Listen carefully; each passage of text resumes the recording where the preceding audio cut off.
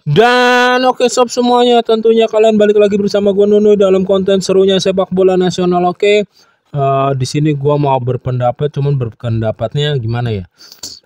Statementnya masih masih ke bawah kesel, statementnya masih ke bawah emosi ketika kita seharusnya bisa memaksimalkan kondisi feeling gua, harapan gua terhadap timnas U20 kita yang sudah dipastikan tidak lolos kemarin saat kalah dengan Uzbekistan dan harus bertemu Yaman tadi malam. Ini gue belum tidur nunggu pertandingan Real Madrid versus Manchester City. Balik lagi ke masalah topik, tetapi malah permainannya bikin jenuh, permainannya bikin boring ya, dan hasil seri 0-0 bukan hasil yang layak untuk timnas kita. Bahkan nih kita seharusnya tuh kalah di atas skor akhir kita lawan Uzbekistan, kalah di atas skor akhir kita mungkin lawan Iran, karena jika Yaman juga mempunyai kualitas bermain sepak bola lebih lebih bagus, lebih pasti, lebih menghuni, lebih layak lah. Kita udah pasti kejebolan di atas 5 bisa itu sob dalam memanfaatkan keseluruhan peluang yang didapat oleh timnas U20 Yaman. Oke. Dimulai di babak pertama di bawah under 5 menit, kalau nggak salah di 3 menitan kita udah keserang lewat 2 orang main asal ambil sekali, berhasil dimanfaatkan space-nya dengan baik oleh pemain nomor 18 Yaman, si Adel yang meneror hampir sepanjang pertandingan timnas U20 kita sob. Dan peluangnya masih ya gak nyampe setengah meter lah di samping gawang kita, nggak nyampe setengah meter itu di samping kanan gawang kita. Terus ada peluang dari winger kanannya Bahrain juga, Bahrain Yaman yang masih melebar kurang lebih 1,5 meter lah, 1 meter lebih dikit lah di kanan gawang timnas kita juga. Di menit berapa tuh, masih di awal-awal babak pertandingan lah, masih nggak terlalu jauh. Terus kita hanya bisa membalas lewat lagi-lagi masa gelandang kita kayak terputus gitu, yang memberi terobosan selodoran dan passing itu Doni Tripamungkas.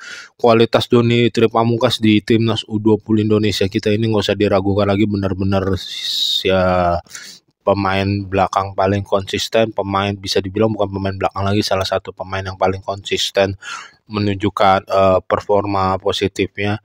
Dia memberikan end passing ke nomor punggung berapa tuh, siapa namanya gue lupa, nomor punggung 15, yang emang paling sering digunakan skill individu dan kecepatan untuk mengacak-ngacak pemain Yaman. Transisi permainan timnas Indonesia benar-benar benar-benar kedodoran banget, benar-benar layak banget sebetulnya buat dihukum gol, cuman beruntung aja tuh. Emang kita melakukan dengan tidak adanya Buffon berpengaruh. Buffon salah satu winger kanan yang gue suka juga penampilannya di timnas U20 ini. Dia diganti, terus kipernya setuju gue ada pergantian goalkeeper juga, terus ada beberapa pergantian juga winger sebelah kiri kita yang nomor 7 yang pergerakannya textbook banget, yang digadang-gadang tuh kita pengen lihat kecepatannya dalam menusuk. Yang ini yang terlihat menusuk tuh cuman dari satu sisi doang, dia hanya menarik balikin bola lagi ke tengah, udah begitu aja. Yang winger nomor 7 itu gue lihat beberapa kali, jadi tidak ada keseimbangan antara position dari winger kanan dan winger kiri. Yang winger kirinya kelihatan mendelep banget sob. Winger kanannya berhasil tadi dari peluang dari Doni Tripamungkas, ditarik lagi, terus tiba-tiba dengan skillnya dia menarik bola lagi, membuat lawan terjatuh lagi, dan bolanya disuting ke tiang dekat pertama masih gampang diantisipasi oleh kiper Yaman. Sejauh ini peluang paling berbahaya timnas kita yang dimiliki ya bisa dibilang ya cuman itu doang sob sepanjang pertandingan gitu. Benar-benar pertandingan yang anti klimaks banget, benar-benar boring banget, benar-benar ngejenuhin banget, tapi ya karena demi kecintaan gue terhadap timnas Indonesia, jadi mau nggak mau harus tetap, mau nggak mau gue pengen melihat 90 menit pertandingan. Secara bakat, secara skill kita mungkin masih di atas Yaman. Yaman kalau kualitasnya seperti pemain-pemain Iran, Uzbekistan, ya kita jelas nggak dikasih ampun, jelas bakal dihukum gitu. Buat masalah goalkeeper, setuju gue diganti, tapi dia melakukan kesalahan blunder di luar penyelamatannya. Menit-menit akhir babak kedua juga 2 kali. Terus dia melakukan 4 penyelamatan penting, termasuk yang 2 kali di menit-menit akhir. Gara-gara apa ya? Gara-gara koordinasi pertahanannya benar-benar menurun banget. Udah lemah, ini menurun gitu.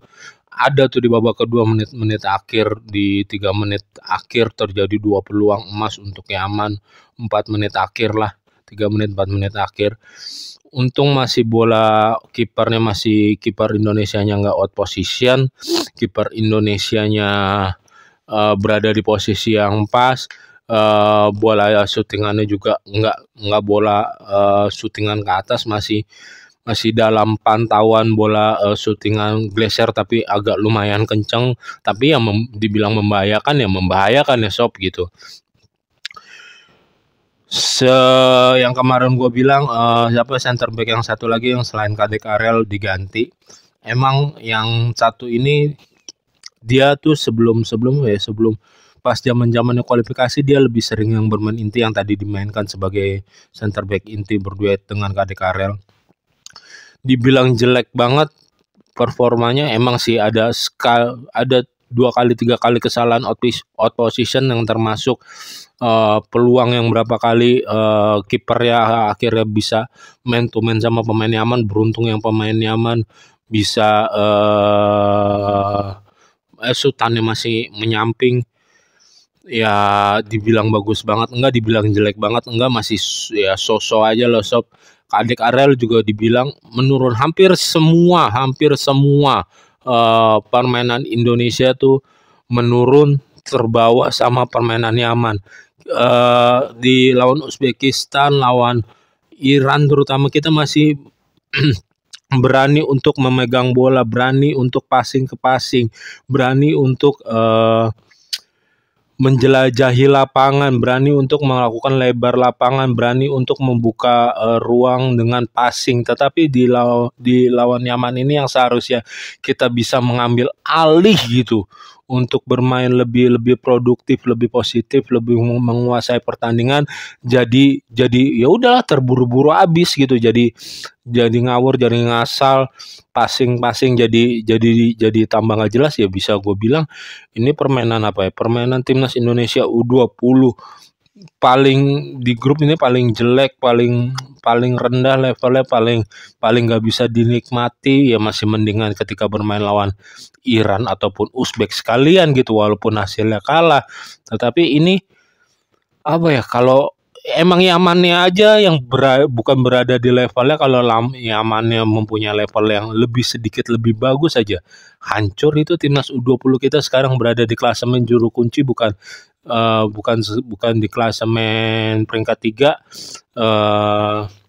Banyak banget kesalahan sendiri, banyak banget kesalahan elementer. Passingnya cuman ya ke situ-situ aja, balik lagi ke situ-situ aja, balik lagi. Pergerakan tanpa bolanya minim, jarang banget kelihatan. Ya yang paling parah sih kesalahan sendiri yang seharusnya bisa dihukum menjadi gol itu berapa kali gitu. Bener-bener nontonnya nggak bisa enjoy, nggak bisa nikmatin. Oke, sekian sob di konten kali ini, di konten Piala Asia U20 Timnas Indonesia. Pertandingan telah ditutup terakhir lawan Yaman, akhirnya berakhir imbang lagi lawan Yaman ketika di fase grup yang kualifikasi. kita bertemu Yaman lagi dan skor imbang kalau nggak salah, yang terakhir waktu itu koreksi 1-1 gitu. Sampai ketemu lagi di konten-konten serunya sepak bola selanjutnya. Seharusnya pertandingan lawan Yaman ini menjadi puncak klimaksnya gitu. Puncak kemarin kesalahan lawan Uzbekistan dan Iran ditunjukkan lawan Yaman ini, tetapi menurut gue ya ternyata tidak, malah tambah banyak kesalahan individual. Dan yaudah, jangan lupa untuk kalian subscribe, comment, like, and share, dan see you and bye-bye. Dukung terus channel Nunu Zulhilmi di konten serunya sepak bola. Bye-bye. Jaga kesehatan sob.